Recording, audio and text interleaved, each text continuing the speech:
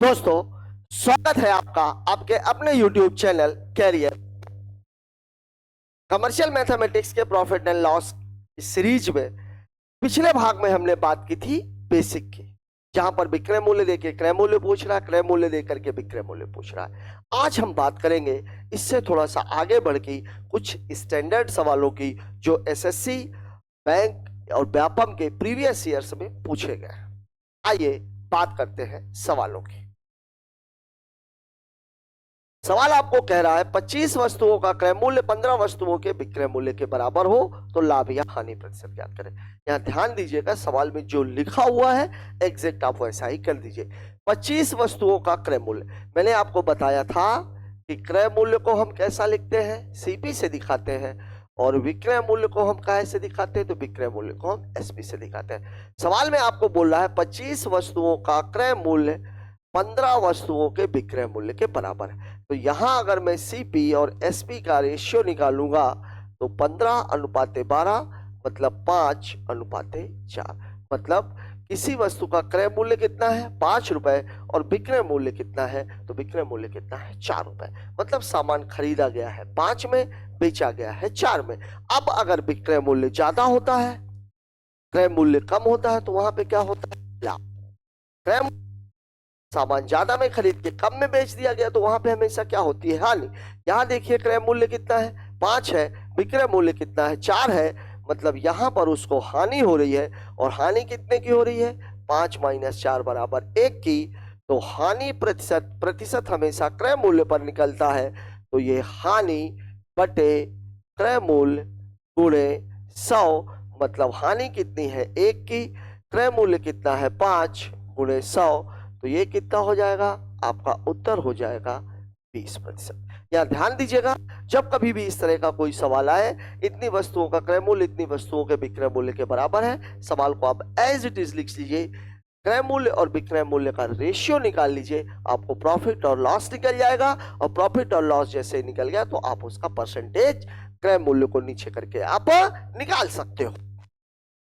बात करते हैं अगले सवाल की। अगला सवाल हमसे क्या कह रहा है, अगला सवाल हमसे कह रहा है 21 वस्तुओं का क्रय मूल्य 25 वस्तुओं के विक्रय मूल्य के बराबर है। 21 वस्तुओं का क्रय मूल्य 25 वस्तुओं के विक्रय मूल्य के बराबर है। तो यहां अगर मैं देखूं कि CP/SB बराबर 25:21, मतलब सामान खरीदा गया है 25 में, बेचा गया है 21 में। यहां देखिए आपका अंतर कितने का है 4 का, और ये हो रहा है लॉस, लॉस बराबर 4 है, तो लॉस का जो परसेंटेज है वो हो जाएगा 4। क्रय मूल्य कितना है 25 गुणे 100, 25 चौके 100, मतलब उत्तर कितना हो जाएगा 16%। मतलब इस सवाल का आंसर कितना है 16%। यहाँ ध्यान दीजिएगा, चूंकि क्रय मूल्य ज्यादा था इसलिए यहाँ पे क्या हो रहा है, लाभ हानि। और अगर यहाँ पर विक्रय मूल्य ज्यादा होता तो क्या हो जाता, लाभ हो जाता। जब कभी भी सामान कम में खरीद कर ज्यादा में बेचा जाता है तो लाभ होता है, ज्यादा में खरीद कर कम में बेचा जाता है तो हमेशा क्या होती है, हानि होती है। बात कर लेते हैं अगले सवाल की। अगला सवाल, 9 वस्तुओं पुस्तकों का क्रय मूल्य 8 पुस्तकों के विक्रय मूल्य के बराबर है। 9 पुस्तकों का क्रय मूल्य 8 पुस्तकों के विक्रय मूल्य के बराबर है, मतलब CP/SP बराबर कितना है 8:9। यहाँ पर अंतर कितने का है, 1 का। अब देखिए क्रय मूल्य कम है, विक्रय मूल्य ज्यादा है, तो अब यहाँ पे क्या हुआ है, यहाँ पर हुआ है प्रॉफिट।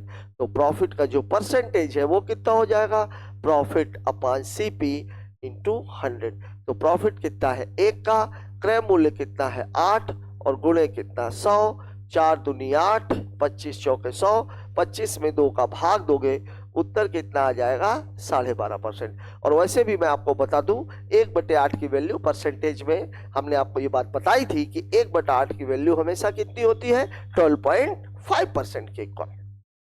बात कर लेते हैं अगले सवाल की। अगला सवाल हमको बोल रहा है 21 वस्तुओं का क्रय मूल्य 18 वस्तुओं के, ये आप लोग लगा लीजिएगा। अगले सवाल की बात कर लेते हैं। अगले सवाल, 10 वस्तुओं का लागत मूल्य 8 वस्तुओं के विक्रय मूल्य। लागत मूल्य भी वास्तव में क्या होता है, लागत मूल्य भी जो है वो क्या होता है, क्रय मूल्य ही होता है।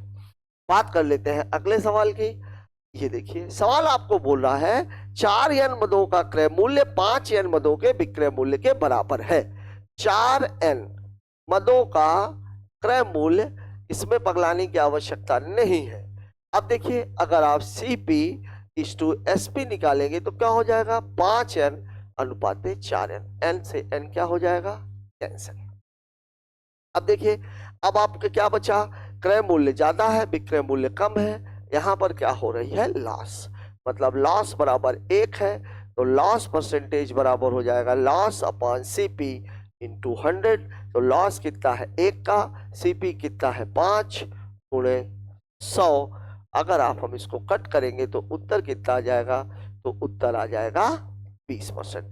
सवाल सेम है, केवल यहां पर यह था कि क्रय मूल्य और विक्रय मूल्य को सीधे सीधे न लेकर के 4 वस्तुओं का क्रय मूल्य 5 वस्तुओं के विक्रय मूल्य के बराबर है, ऐसा न लिख करके उसने n जोड़ दिया था। सवाल में कुछ नहीं है, चूंकि रेशियो आप निकालोगे तो n ऑलरेडी कैंसिल हो जाएगा। बात कर लेते हैं अगले सवाल। यहां पर एक बात ध्यान रखिएगा, इसको चाहे मैं लिख देता हूं, यदि कुछ वस्तुओं को बेचने से कुछ वस्तुओं के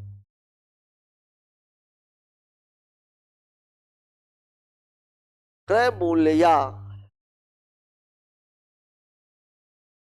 विक्रय मूल्य के बराबर लाभ या हानि हो तो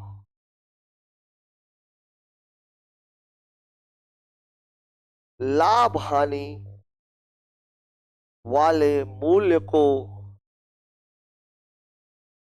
1 रुपए प्रति वस्तु मान लेते हैं। यदि कुछ वस्तुओं को बेचने से कुछ वस्तुओं के क्रय मूल्य या विक्रय मूल्य के बराबर लाभ या हानि होती है तो लाभ हानि वाले मूल्य को 1 रुपए प्रति वस्तु मान लेते हैं। जैसे इस सवाल में बोल रहा है 25 वस्तुओं के विक्रय मूल्य के बराबर लाभ, मतलब विक्रय मूल्य कितना है 1 रुपए। यहां ध्यान दीजिएगा, एक वस्तु का 1 रुपए। सवाल में आपको कह रहा 75 वस्तुओं को बेचने से 25 वस्तुओं को विक्रय मूल्य के बराबर क्या हो रहा है, लाभ। अब यहां पर जो विक्रय मूल्य है, जो विक्रय मूल्य है वो विक्रय मूल्य कितना हो जाएगा 1 रुपए प्रति वस्तु। अब 25 वस्तुओं के विक्रय मूल्य के बराबर लाभ है, तो लाभ बराबर कितना हो गया 25, और बेची कितनी वस्तुएं गई हैं 75 वस्तुएं, तो विक्रय मूल्य बराबर कितना हो जाएगा 75। आपसे पूछा क्या है, लाभ प्रतिशत, और लाभ प्रतिशत हमेशा किस पर निकलता है, क्रय मूल्य पे, और क्रय मूल्य तो यहां पर है ही नहीं, तो क्रय मूल्य बराबर जो होता है, क्रय मूल्य बराबर होता क्या है, क्रय मूल्य बराबर होता है विक्रय मूल्य ऋण लाभ। तो विक्रय मूल्य है 75, लाभ है 25, मतलब क्रय मूल्य बराबर कितना है 50। अब आप देखिए, आपके पास लाभ भी है, आपके पास क्रय मूल्य भी है, तो लाभ प्रतिशत बराबर क्या होता है, लाभ बटे क्रय मूल्य गुणे 100। लाभ है कितने का, तो लाभ है 25 का, क्रय मूल्य कितना है तो 50 है, 25 दूनी 50, 50 दूनी 100, मतलब जो उत्तर है वो कितना है 50%। और यही आपके सवाल का जवाब है। इन सवालों में एक बात बस ध्यान में रखनी है, वो आपको ये ध्यान में रखनी है कि किसके बराबर लाभ या हानि हो रही है। विक्रय मूल्य के बराबर लाभ हो रहा है, हानि हो रही है, इसका मतलब विक्रय मूल्य एक वस्तु का कितना है 1 रुपए। लाभ प्रतिशत या हानि प्रतिशत आपसे पूछा जा रहा है, इसका सीधा सा मतलब यह है कि लाभ और हानि आप केवल तभी निकाल सकते हो जब आपके पास क्रय मूल्य है।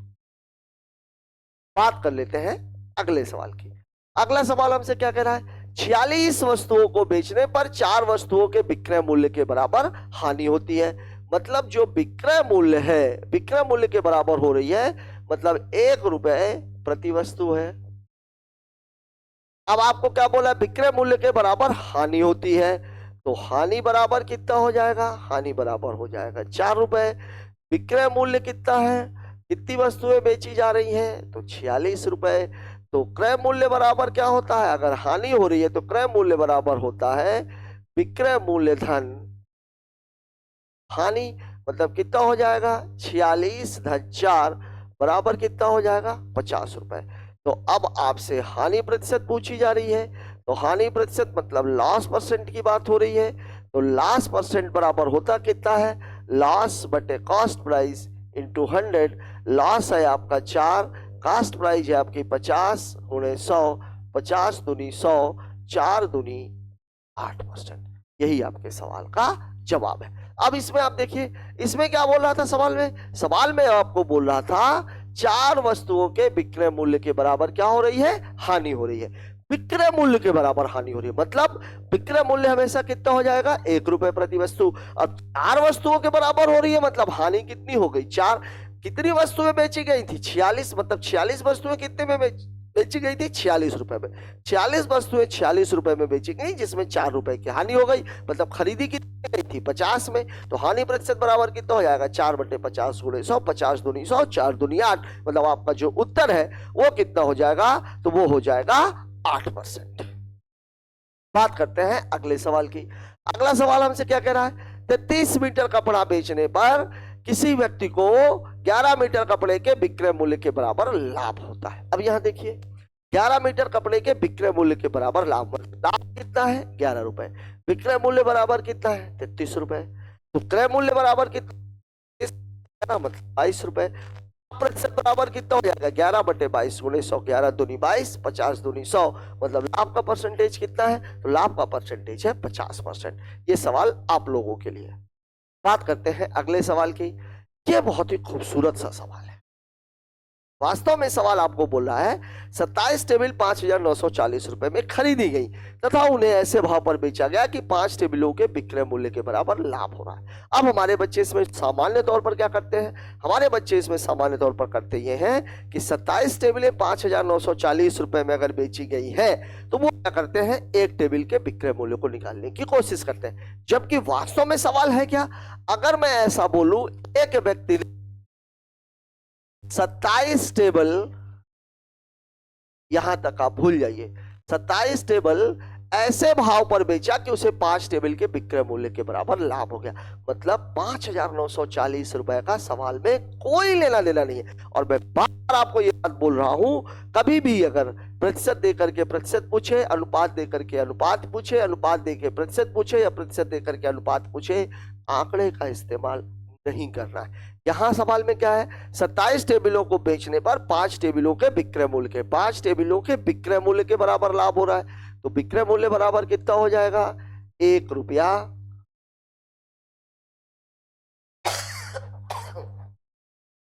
तो लाभ कितना हो जाएगा, 4 टेबलों के बराबर लाभ हो रहा है, मतलब लाभ कितना हो गया, सॉरी 5 के बराबर लाभ हो रहा है, लाभ कितना हो गया 5 रुपए। अब देखिए, और विक्रय मूल्य कितना, कितनी टेबलें बेची गई है, तो टेबलें बेची गई है तो 27 बेची गई है, 27 टेबलों को बेचने पर 5, तो अब ये क्रय मूल्य कितना हो जाएगा, तो क्रय मूल्य बराबर हो जाएगा 27 माइनस 5 बराबर कितना हो जाएगा 22। तो जो लाभ प्रतिशत है वो लाभ प्रतिशत कितना हो जाएगा, लाभ बटे क्रय मूल्य गुणे कितना 100, 11 50, मतलब 250 बटे 11, 11 दूनी 22, 3 22 सही 8 बटे 11। ये आपके सवाल का जवाब।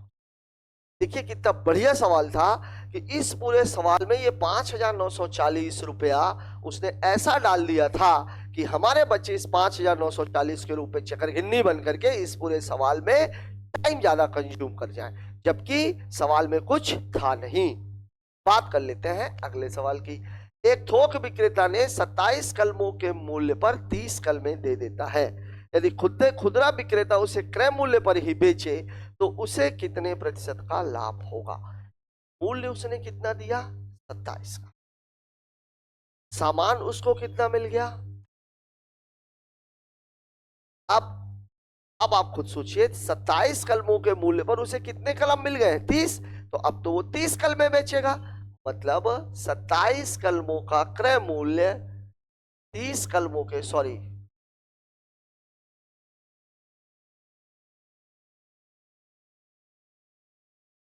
30 कलमों का क्रय मूल्य 27 कलमों के विक्रय मूल्य के बराबर है।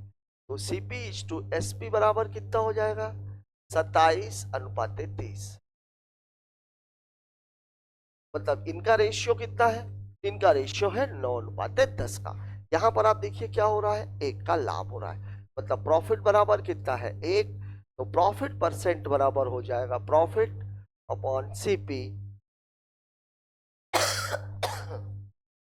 ये कितना है? 1/CP कितना है? 9 गुणे 100।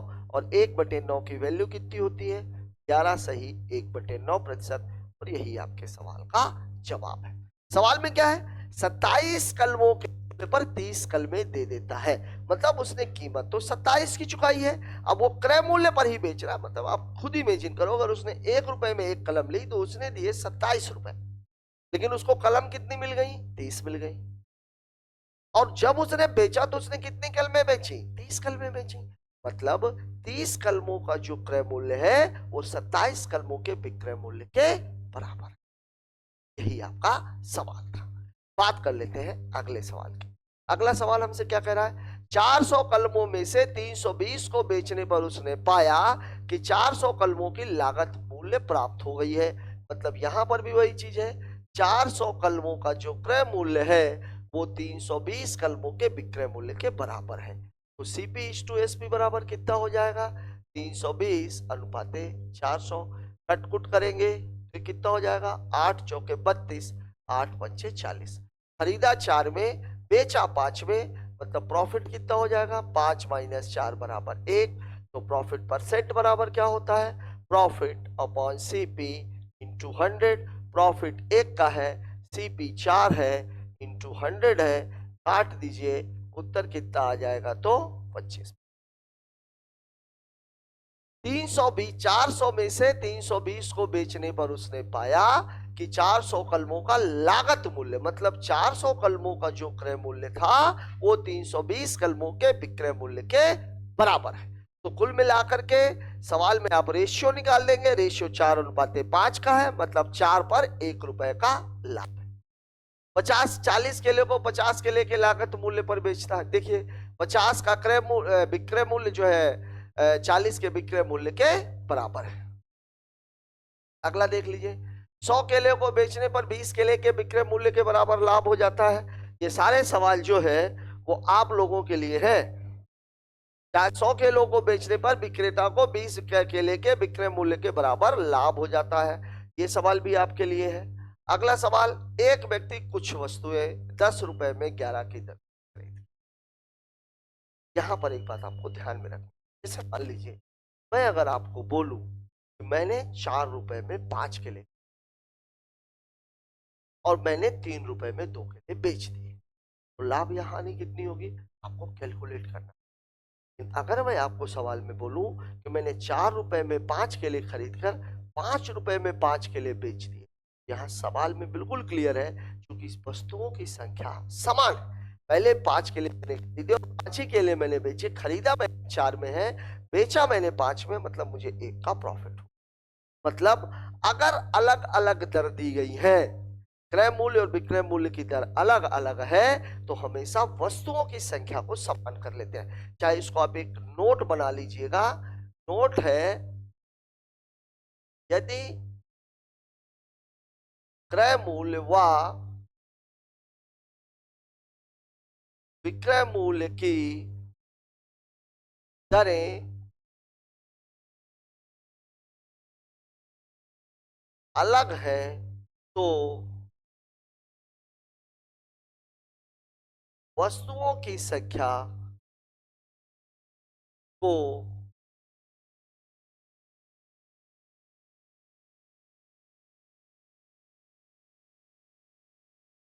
बराबर। अब बराबर किसको कर देते हैं? वस्तुओं की संख्या को। अगर वस्तुओं की संख्या बराबर हो गई तो सवाल में कोई भी प्रॉब्लम नहीं आएगी। क्यों? क्योंकि हमें क्रय मूल्य और विक्रय मूल्य साफ साफ दिख रहा होगा और ऐसी स्थिति में हम बड़ी आसानी के साथ लाभ या हानि प्रतिशत निकाल सकते हैं। और यहां पर एक बात और भी है, वस्तुओं की संख्या भी हम बहुत आसानी के साथ निकाल सकते हैं। इसका चाहो तो आप स्क्रीनशॉट ले लो। अब देखिए 11 रुपए 10 रुपए में 11 की दर से खरीद कर, मतलब जो आपका क्रय मूल्य है, जो आपका क्रय मूल्य है वो कितना है, 10 रुपए में 11, 10 रुपए में 11, और जो आपका विक्रय मूल्य है वो कितना है, 11 रुपए में 10। अब देखिए कुछ लोग इसको क्रॉस मल्टीप्लिकेशन करके निकालते हैं। वास्तव में हमें बराबर रुपए को नहीं करना, हमें बराबर किसको करना है, हमें बराबर करना है संख्या को, और संख्या को बराबर करना है मतलब ऊपर वाले में मुझे कितने का गुणा करना पड़ेगा, 10 का, और नीचे वाले में मुझे कितने का गुणा करना पड़ेगा, 11 का। तो अब आप देखिए सीपी कितना हो जाएगा, 10 दाहम, 100 रुपए में उसने 11 दाहम 110 वस्तुएं खरीदी। एसपी कितना हो जाएगा, तो 11 11 121 रुपए में उसने 110 वस्तुएं बेच दी। अब ये देखिए ये भी 110 है, ये भी 110 है। अब वस्तुओं की संख्या क्या हो चुकी है, समान हो चुकी है। क्रय मूल्य और विक्रय मूल्य मुझे साफ साफ दिखाई दे रहा है। क्रय मूल्य कितना है 100, विक्रय मूल्य कितना है 121, मतलब यहाँ पर क्या हो रहा है, यहाँ पर लाभ हो रहा है, और लाभ कितने का हो रहा है, तो लाभ हो रहा है 21 रुपए का। तो लाभ प्रतिशत बराबर क्या होता है, लाभ प्रतिशत बराबर होता है लाभ बटे क्रय मूल्य गुणे 100, और लाभ है 21 का, 21 बटे 100 गुणे 100, 100 और 100 कैंसिल, आंसर कितना हो जाएगा। यहाँ पर हमारे कुछ बच्चों को लग रहा होगा कि हम इसको डायरेक्ट कर सकते थे, 10 हम 100, 11 11 हम 121, 100 में खरीद के 121 में बेचा, 21 का लाभ हुआ, और 21 का लाभ हुआ मतलब लाभ प्रतिशत कितना है, 100 में 21 का मतलब लाभ प्रतिशत कितना हो जाएगा 21%। तरीका वो भी सही है, वही चीज तो हमने की है, इसमें 11 का गुणा ऊपर किया, 10 का गुणा नीचे किया। मैं आप लोगों को इसलिए बता रहा हूं कि आप कभी कभी सवाल में वस्तुओं की संख्या पूछी जाती है, अब आगे के सवाल में ये चीज पूछी जाएगी। जब वस्तुओं की संख्या पूछी जाती है तो क्रॉस मल्टीप्लिकेशन करके आप केवल प्रॉफिट और लॉस का परसेंटेज निकाल सकते हैं, वस्तुओं की संख्या को नहीं निकाल सकते, पहली बात। दूसरी बात, अगर दोनों वस्तुओं का अगर अलग रेट पर खरीदी गई फिर अलग रेट पर खरीदी गई, मतलब 2 बार क्रय मूल्य दिया हुआ है और फिर उनको मिला करके बेचा गया, तो ऐसे सवाल में भी क्रॉस मल्टीप्लिकेशन काम नहीं आएगा। तो आपको ये बात पता होनी चाहिए कि अगर क्रय मूल्य और विक्रय मूल्य दोनों की दरें अलग अलग हैं तो हमें वस्तुओं की संख्या को बराबर करना है। बात करते हैं अगले सवाल की। अगला सवाल हमसे क्या कह रहा है, 12 रुपए में 15 की दर से खरीदा, 3 रुपए में 4 की दर से बेच दिया, मतलब जो क्रय मूल्य है वो कितना है 12 रुपए में 15, और जो विक्रय मूल्य है वो कितना है 3 रुपया में 4।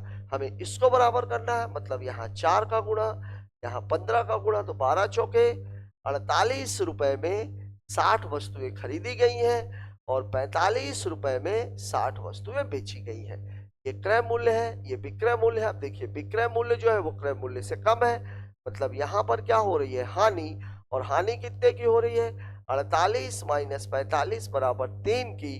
तो जो हानि प्रतिशत है, हानि प्रतिशत बराबर होता है हानि बटे क्रय मूल्य गुणे 100, मतलब 3 बटे क्रय मूल्य कितना दिया हुआ है 48, 16 तिया 48, 4 चौके 16, 25, मतलब उत्तर हो जाएगा 6 सही 1/25%। और हो क्या रही है तो हानि हो क्या रही है तो हानि हो रही है, और कितने की हो रही है तो हो रही है 6 सही 1/4% की। यहां भी हमने बराबर क्या किया है, यहां हमने बराबर की है वस्तुओं की संख्या को। अगला सवाल देख लीजिए। अगला सवाल ये देखिए, अब यहां पर सवाल में अब वस्तुओं की संख्या निकालनी है। सवाल आपको कह रहा है 9 रुपए में दर से खरीदा, 1 रुपए में 2 की दर से बेच दिया, और इस प्रकार उसे कितने की हानि हुई है 5 रुपए की हानि हुई है। खरीदी गई वस्तुओं की संख्या ज्ञात करें। मतलब यहाँ पर जो आपका क्रय मूल्य है वो क्रय मूल्य है 9 रुपए में 16 का, और जो विक्रय मूल्य है वो विक्रय मूल्य है 1 रुपए में 2 का। इन दोनों को बराबर करना है, 16 और 2 को। 16 और 2 का एलसीएम ऑलरेडी 16 होता है, तो हमें 16 को कुछ बनाने की जरूरत नहीं है, हमें इसमें 8 का गुणा करने की आवश्यकता है। तो अब हमारा क्रय मूल्य हो गया 9 रुपए में 16, और जो विक्रय मूल्य है वो हो गया 8 एकम 8, 8 दूनी 16, मतलब 9 रुपए में 16 वस्तुएं खरीदी गई हैं, 8 रुपए में 16 वस्तुएं बेची गई। अब यहां देखिए, यहां पर हो क्या रहा है, यहां पर हो रही है 1 रुपए की हानि। अब आपसे क्या बोल रहा है, 1 रुपए की जो हानि है ये कितनी वस्तुओं पर हुई है, 16 वस्तु। अब सवाल में आपको कितने रुपए की हानि बोल रहा है, सवाल में आपको बोल रहा है 5 रुपए की हानि। तो 5 रुपए की जो हानि होगी वो कितनी हो जाएगी, 16 × 5, मतलब उत्तर कितना हो जाएगा, मतलब 5 रुपए की हानि के लिए उसने 80 वस्तुएं खरीदी और 80 ही वस्तुएं बेची। क्यों, क्योंकि 9 रुपए में वो 16 वस्तुएं खरीद रहा था, 8 रुपए में 16 वस्तुएं बेच रहा था। इसका मतलब ये हुआ कि 1 रुपए की हानि उसको हुई है कितने में, 1 रुपए की हानि हुई है उसको 16 वस्तुओं पर, और यहाँ पर 5 रुपए की हानि हो रही है। मतलब जब 1 रुपए की हानि 16 पर, 5 रुपए की हानि कितने पर होगी, 80 वस्तुओं पर।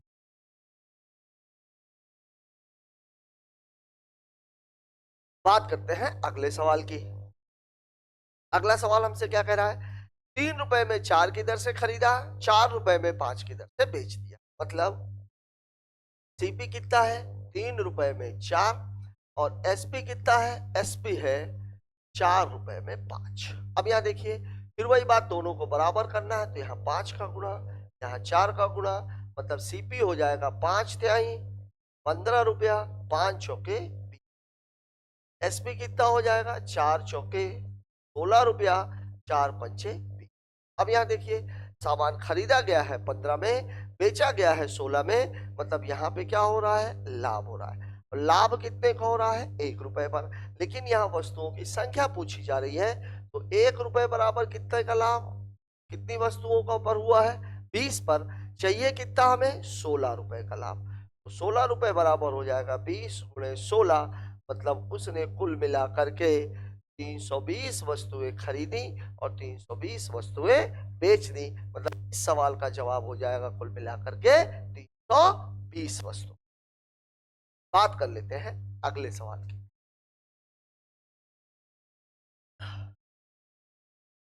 ये सवाल सेम है, आप चाहो तो इसका स्क्रीनशॉट ले लो, ये सवाल आप लोग खुद से लगाने की कोशिश करना।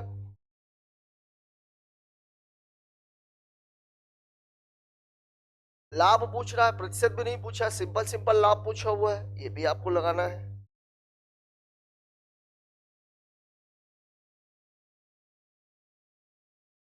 ये भी वही चीज है, वस्तुओं की संख्या पूछी गई है।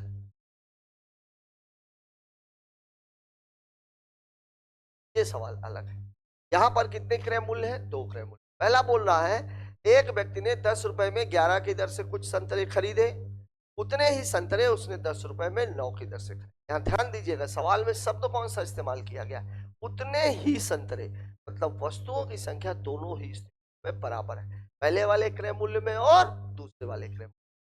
यहाँ पर जो आपका CP1 है वो CP1 कितना है, 10 रुपए में कितनी वस्तुएं, 11, और CP2 कितना है, वो कितना है, तो भाई ये कितना है, तो 10 रुपए में कितनी वस्तुएं, 9। अब सवाल में क्या बोल रहा है, सवाल में आपको बोल रहा है उतने ही संतरे, मतलब जो संतरे यहाँ खरीदे गए हैं उतने ही संतरे यहाँ पर खरीदे जाएंगे, मतलब दोनों ही जगहों पर संतरों की संख्या समान होनी चाहिए। लेकिन यहाँ पर ऊपर में 11 है, नीचे में 9 है, दोनों को बैलेंस करना है, तो यहाँ पर 9 का गुणा, यहाँ पर 11 का गुणा, मतलब अब मैं कह सकता हूँ कि CP1 कितना है, 90 रुपए में 99 संतरे, और CP2 जो है वो है 90 रुपए में 99, सॉरी 11 दाहम 110 रुपए में। अब देखिए कुल मिलाकर के जो उसका क्रय मूल्य है दोनों को मिलाकर के कितना हो गया, ये हो गया 200 रुपए। 90 रुपए में उसने 99 खरीदे, 110 में भी 99 खरीदे, तो इसको भी जोड़ लीजिए। 200 रुपए में कितने संतरे खरीद लिए उसने, 198। या ध्यान दीजिए दो अलग अलग क्रय मूल्य दिए गए थे, दो अलग अलग क्रय मूल्य दिए गए थे, लेकिन हिंट दिया गया था उतने ही संतरे। संतरे मतलब दोनों ही स्थितियों में संतरों की संख्या, वस्तुओं की संख्या क्या होनी चाहिए, समान होनी चाहिए। संतरों की संख्या अलग अलग दी गई है 11 और 9, तो दोनों को हमें क्या करना पड़ेगा, बराबर करना पड़ेगा। और बराबर करने का तरीका क्या है, एलसीएम, या अगर कोई चीज कॉमन नहीं है तो ऊपर का गुणा नीचे और नीचे का गुणा ऊपर, वही हमने कर लिया। अब सवाल में आगे क्या कह रहा है, सभी संतरों को 1 रुपए की दर से बेच दिया। अब उसके पास संतरे हैं कितने, 198, विक्रय मूल्य कितना हो जाएगा, 198 संतरे को उसने 1 रुपए की दर से बेचा, मतलब कितने में बेच दिया, 198 रुपए। अब देखिए 198 संतरे उसने खरीदे कितने में थे, 200 रुपए में। 198 संतरे उसने बेच कितने में दिए, 198 रुपए में। मतलब यहाँ जो विक्रय मूल्य है वो क्या है, क्रय मूल्य से कम है। तो यहाँ पर क्या हो जाएगा, हानि हो जाएगी। और हानि कितनी हो जाएगी, 200 माइनस 198 बराबर कितना है, 2 रुपए।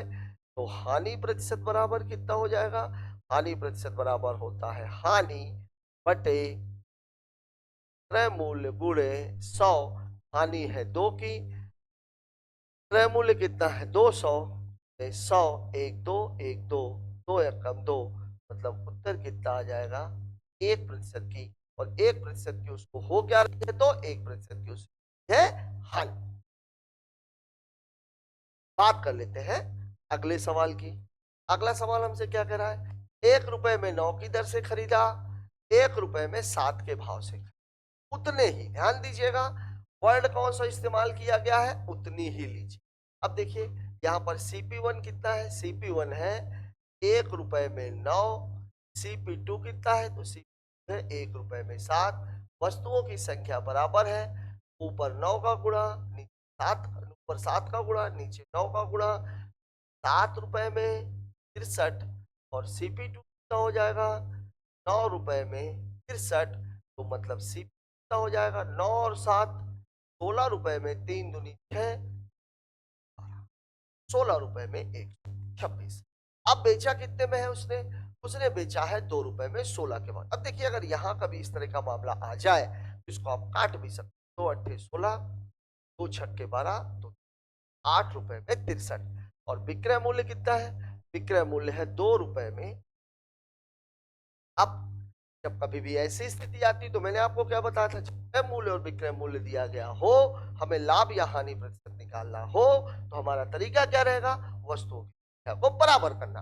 वस्तुओं की संख्या को बराबर करना, तो यहाँ 16 का गुणा, यहाँ 63 का गुणा, मतलब जो CP है वो कितना हो जाएगा, 16 अट्ठे 128 रुपए में, 16 तिया 48, 16 छक्के 96 और 4 50। और SP कितना हो जाएगा, 2 तिहाई 6, 2 छक्के 12, 126 रुपए में, यहाँ भी कितना 508। अब यहाँ पर आपको निकालना क्या है, निकालना है लाभ या हानि। अब देखिए ये देखिए 3 स्टेप में सवाल है, ये पहला स्टेप ये बैलेंस किया, दूसरा स्टेप ये बैलेंस किया। अब यहाँ देखिए सामान खरीदा कितने में गया है, 128 में, बेचा कितने में गया है, तो 126 में। खरीदा ज्यादा में गया, बेचा कम में गया, तो हानि बराबर कितना हो जाएगा, 128 माइनस 126 बराबर कितना, 2 रुपया।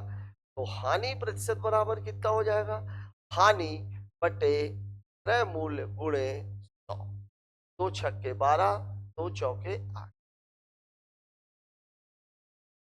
16 25, मतलब एक सही 9 बटे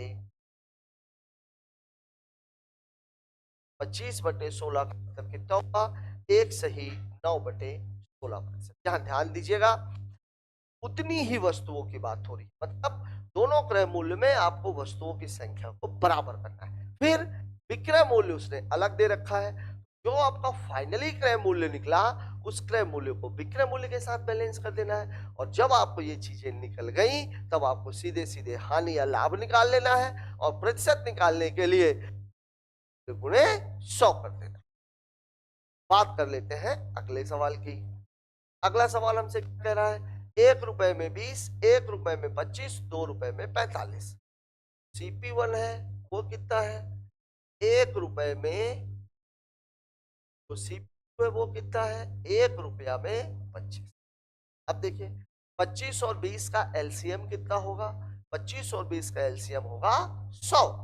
यहाँ पर आपको ध्यान रखिएगा 20 और 25 का जो LCM है वो कितना होता है, 100 होता है। मतलब हमें 20 को भी 100 बनाना है, 25 को भी 100 बनाना है।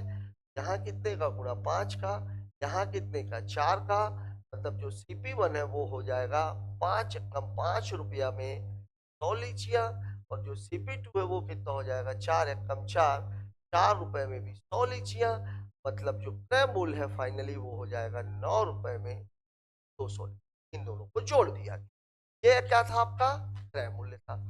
विक्रय मूल्य कितना है, तो जो विक्रय मूल्य है वो है 2 रुपया में कितनी लीचियां। अब देखिए फिर आपको 200 और 45 का एलसीएम लेना है। 200 और 45 का जो एलसीएम कैसे लेंगे, 20 5 नमा 45 900 आ जाएगा। 5 चौके 20 40 और 45 1800 1800 आ जाएगा। तो 200 का एलसीएम कितना हो जाएगा 1800। 200 को 1800 बनाने के लिए कितने का गुणा करना पड़ेगा, का गुणा करना, इसको बनाने के लिए कितने का गुणा करना पड़ेगा 40 का करना पड़ेगा। जो आपका सीपी है वो 9 नमा 81 रुपए में कितना 1800, और जो एसपी है वो आपका कितना 40 दूनी 80 रुपए में भी कितना 1800। अब 81 में खरीद के 80 में बेचा गया तो क्या होगी, हानि होगी। और हानि कितने की होगी, 81 माइनस 80 बराबर 1 रुपए की। तो हानि प्रतिशत बराबर कितना हो जाएगा, हानि प्रतिशत बराबर हो जाएगा जो सीपी है वो कितना है 81। ये सेकंड स्टेप है। 1/81 में 100 कितनी बार जाएगा, एक बार, एक सही 19/81%, और यही आपके का जवाब है। जब कभी भी ऐसे सवाल आएंगे तो आपको ये बात याद रखनी है कि बैलेंसिंग कितनी बार करनी पड़ेगी, 2 बार। और जब आप बैलेंसिंग करेंगे तो वस्तुओं की संख्या है, यदि आपको अभाज्य संख्या वाला मामला है, कोई चीज कॉमन नहीं है, तो क्या होगा, ऊपर का गुणा नीचे, नीचे का गुणा ऊपर। लेकिन अगर मामला कट रहा है, मतलब उसका एलसीएम निकाल पाना पॉसिबल है, तो बेहतर यह है कि आप एलसीएम निकाल कर करें, क्योंकि जब आप एलसीएम को निकाल लेंगे तो आपको सवाल डायरेक्ट तरीके से मिल जाएगा। बात कर लेते हैं अगले सवाल की।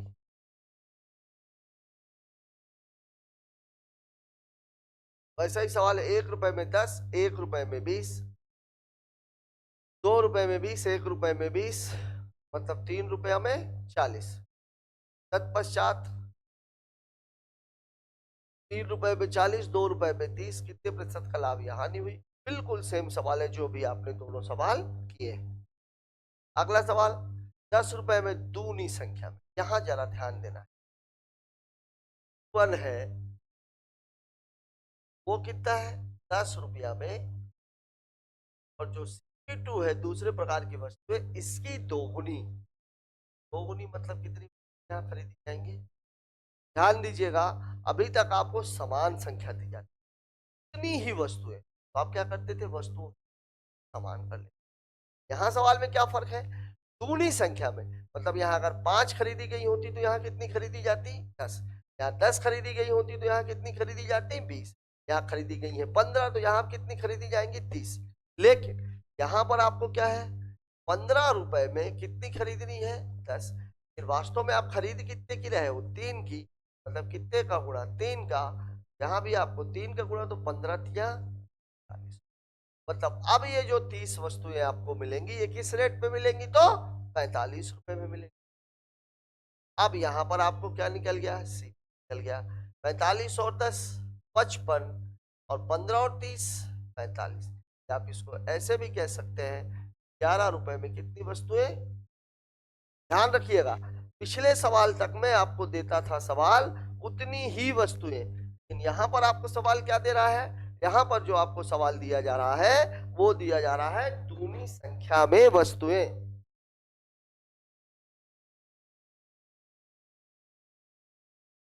दूनी संख्या में वस्तुओं का मतलब ऊपर जितनी वस्तुएं खरीदी गई हैं उसकी ठीक डबल वस्तुएं नीचे खरीदी जाएंगी।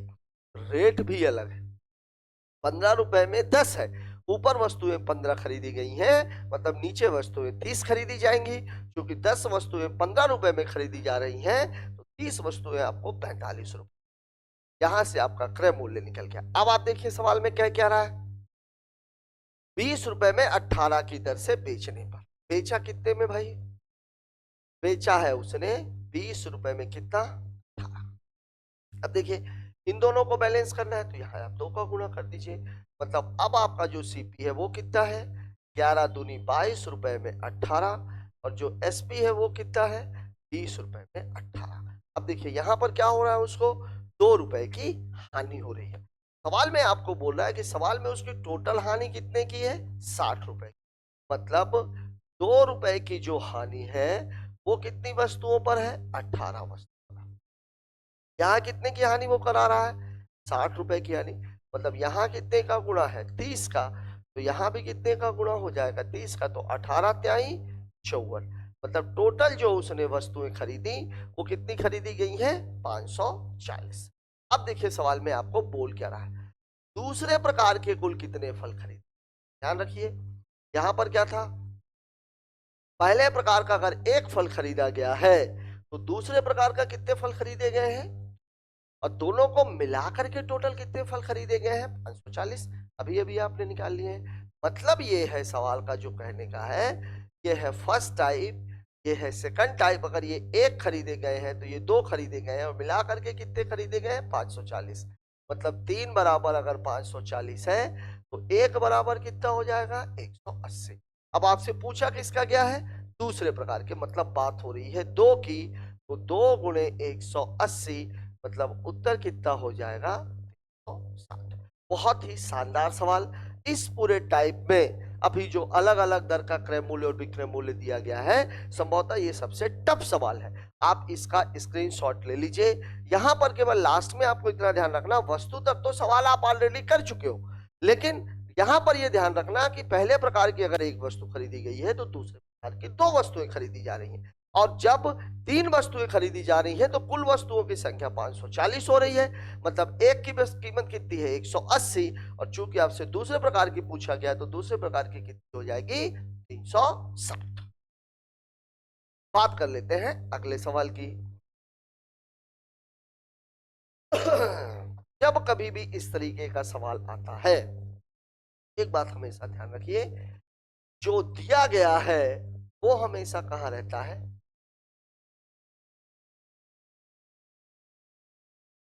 जो निकालना है वो हमेशा कहां रहता है? रुपया कहाँ रहता है? हमेशा ऊपर। और वस्तु कहाँ रहती है? रुपया कहाँ रहता है? हमेशा ऊपर। वस्तु कहाँ रहती है? नीचे। और ये बिल्कुल थंब रूल है मैथ्स का कि जो दिया गया, जैसे 120% की वैल्यू 600 रुपए है, तो 100% की वैल्यू आप कैसे निकालते हो? 600 बटे 120 गुणे 100। क्यों? क्योंकि 120% आपको दिया गया है, वो कहाँ जाएगा? नीचे। 100% आपको निकालना है तो वो कहाँ जाएगा? ऊपर। ये हमेशा का नियम है कि जो दिया जाता है वो कहाँ रहता है? नीचे। जो मान निकालना होता है उसकी वैल्यू हम कहाँ रखते हैं? ऊपर। रुपया हमेशा ऊपर रखा जाता है, वस्तुओं की संख्या हमेशा नीचे रखी जाती है। सवाल में आपको बोल रहा है 1 रुपए में 25 की दर से वस्तुएं खरीदी जाती हैं। 1 रुपया में 25 की दर से वस्तुएं खरीदी जाती है। मतलब कितना दिया हुआ है? ये 100% का मान है। 25% लाभ हेतु, 25% लाभ का मतलब निकालना कितना है? 125। 25% लाभ का मतलब कितना हुआ? खरीदी जाती है। मतलब बात किसकी हो रही है? क्रय मूल्य की। और क्रय मूल्य हमेशा कितना होता है? 100। और बात जब बेची जाती है तो बेची जाने में अगर लाभ हो रहा है तो प्लस होगा, हानि हो रही है तो माइनस होगा। तो 1 रुपए में 25 वस्तुएं खरीदी जाती है, 25% लाभ है। तो अब आप इसको काट लीजिए, 25 पंचे 120, 20 पंचे 100। अब ऊपर कितना बचा? 1 रुपए में कितनी वस्तुएं? तो यही आपके सवाल का, रुपया हमेशा ऊपर, वस्तु हमेशा नीचे, जो मान दिया गया है वो हमेशा नीचे, जो मान निकालना है वो हमेशा ऊपर। अगर दे दिया जाता कि 1 रुपए में 25 वस्तुएं बेचने पर व्यक्ति को 25% का लाभ होता है, लाभ होता है मतलब ये मान कहां पहुंच गया होता? नीचे। कितने रुपए में वस्तु खरीदी गई थी? खरीदी गई थी मतलब 100 का मान कहां पहुंच जाएगा? बात कर लेते हैं अगले सवाल की। अगला सवाल देखिए, ये देखिए, 1 रुपए में 5 नींबू बेचने से 40% लाभ होता है। 1 रुपए में कितने नींबू? 5 नींबू। 40 का लाभ मतलब मामला कितने का है? 140 का। पूछ क्या रहा है? खरीदे गए। मतलब क्या हो रहा है? अब देख लीजिए आप और इसको कैंसिल कर लीजिए। 5 दूनी 10, 5 सत्ते 14। मतलब मामला कितना है? 1 रुपए में 7 का। क्रय मूल्य कितना था उसका? 1 रुपए में 7 नींबू खरीदे। ₹1 में 5 नींबू बेचे, और इस तरीके से करके उसने कितने का लाभ कमाया है, तो लाभ कितना कमाया है, तो 40% का। बात कर लेते हैं अगले सवाल की। अगला सवाल, 3 के हिसाब से टॉफियां खरीदी गई, खरीदी गई मतलब ₹1 में 3 खरीदी गई, मतलब मामला कितने का है, 100 का। 50% लाभ मतलब मामला निकालना कितने का है, 150। 50 × 150, 50 दूनी 100, 3 कैंसिल। ₹1 में कितना हो जाएगा, कुछ है ही नहीं सवालों में। एक थोड़ा सा हटके सवाल ले लेते हैं जिसमें क्रय मूल्य भरना हो, इसमें एक में क्रय मूल्य। ये देखिए यहाँ पे दिया हुआ है 40 की हानि फिर 20 का लाभ। ₹1 में 32 की दर से बेचने पर ₹1 में 32, 40 की हानि होती है मतलब दिया हुआ है। 40 की हानि का मतलब कितना हुआ, 100। 20 लाभ हेतु, 20 लाभ का मतलब कितना होता है, 120। 60 दूनी 120, 16 दूनी 32, मतलब उत्तर कितना हो जाएगा, ₹1 में। बात कर लेते हैं अगले सवाल की।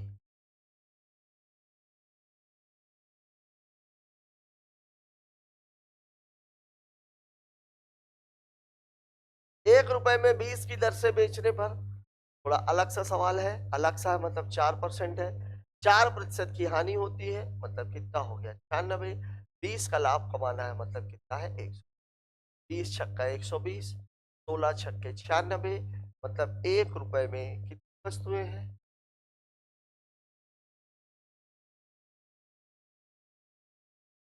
अब देखिए वैसा ही सवाल है, इसको आप लोग अपने लेवल पे कीजिए। 12 दर से 20 की हानि, 20 का लाभ, 20 की हानि मतलब 80, 20 का लाभ मतलब 120। 20 की हानि होती है, कितनी नारंगी बेचे कि 20 का लाभ हो, 80 और 120 का मामला है। 10 नींबू बेचने पर 25 का लाभ कमाने के लिए कितने भाव से बेचे, 75 और 125 का मामला है। प्रति रुपए एक दुकानदार 40% का घाटा सहता, कितने नींबू खरीदे थे, 40% का घाटा मतलब दिया हुआ है 60, निकालना है कितने नींबू खरीदे थे, मतलब निकालना है कितना है, 100। ₹40 में 45 आम बेचने, ये सवाल थोड़ा सा अलग सा है। अभी एक रुपए था, ₹40 में कितने आम, 45 आम। फल विक्रेता को 20 की हानि होती है, 20 की हानि होती है मतलब मामला कितने का है, 80 का। ₹24 में कितने आम बेचे कि उसे 20 का लाभ हो। अब यहाँ ध्यान दीजिएगा, ये डाटा अलग है, इसलिए अभी फिलहाल में आप इसको कंसिडर नहीं करोगे। क्यों, क्योंकि हमें रुपया ऊपर लेना है, वस्तु नीचे लेनी है। जो दिया गया है वो नीचे लेना है, जो निकालना है वो ऊपर लेना है। ये वाला डाटा ₹24 अभी यहाँ पे फिट नहीं हो रहा है, पहले आप निकाल लो ₹1 में कितना है, ये और ये कैंसिल, 4 × 12, 4 दूनी 8, किससे कट जाएगा, 5 × 8 = 40, 5 × 9 = 45, 2 चौके 8, 3 त्रिकाई, मतलब अब ये कितना हो गया, ₹4 में। लेकिन अब आपको खरीदना कितने में है, ₹24 में, मतलब कितने गुना हो रहा है, ये 6 गुना हो रहा है। 6 गुना यहाँ हो रहा है तो 6 गुना यहाँ पे भी होगा, तो 3 × 6, मतलब उत्तर कितना आ जाएगा, तो उत्तर आ जाएगा 8। इस सवाल में एक अंतर क्या था, अभी तक इसके पिछले सवाल आपने जितने भी देखे, इन सब में प्रति रुपए की बात हो रही है, और यहाँ पर इस सवाल में किसकी बात हो रही है, ₹40 की। लेकिन सवाल का बेसिक वही है, रुपया ऊपर वस्तु नीचे, जो दिया गया है वो नीचे और जो निकालना है वो ऊपर। अब अंतर क्या था कि इसमें ₹24 में पूछ रहा था, ₹1 में नहीं पूछ रहा था, यहाँ दिया भी ₹40 में था। इस सवाल में डाटा ऐसा था कि आपको पहले क्या निकालना था कि ₹4 में जो भी डाटा उसने दिया 20 की हानि और 20 के लाभ वाले में, तो उसमें कितने में हुआ, ₹4 में 3, और आपको निकालना कितना था, ₹24 में। तो ₹24 में ₹4 का वैल्यू आपको पता है, ₹24 की निकालनी, मतलब कितने गुना हो रहा है, 6 गुना हो रहा है। तो अगर 6 गुना यहाँ हो रहा है तो 6 यहाँ पे भी होगा, और यहाँ पे होगा, मतलब वस्तुओं की संख्या कितनी आ जाएगी, 18।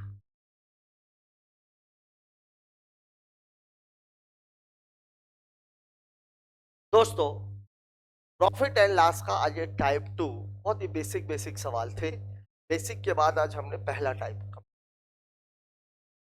मुझे ऐसा ही नहीं पूरा भरोसा है आज का ये जो टाइप है ये आपके लिए बहुत ज्यादा फायदेमंद सिद्ध होता है। अभी तक हमारी जो कोशिश रहती है वो ये रहती है कि हम एक ही तरीके के सवालों को एक जगह ला करके हम आपके उसके बीच के जो छोटे छोटे से अंतर हैं वो आपके दिमाग से क्लियर करते हैं।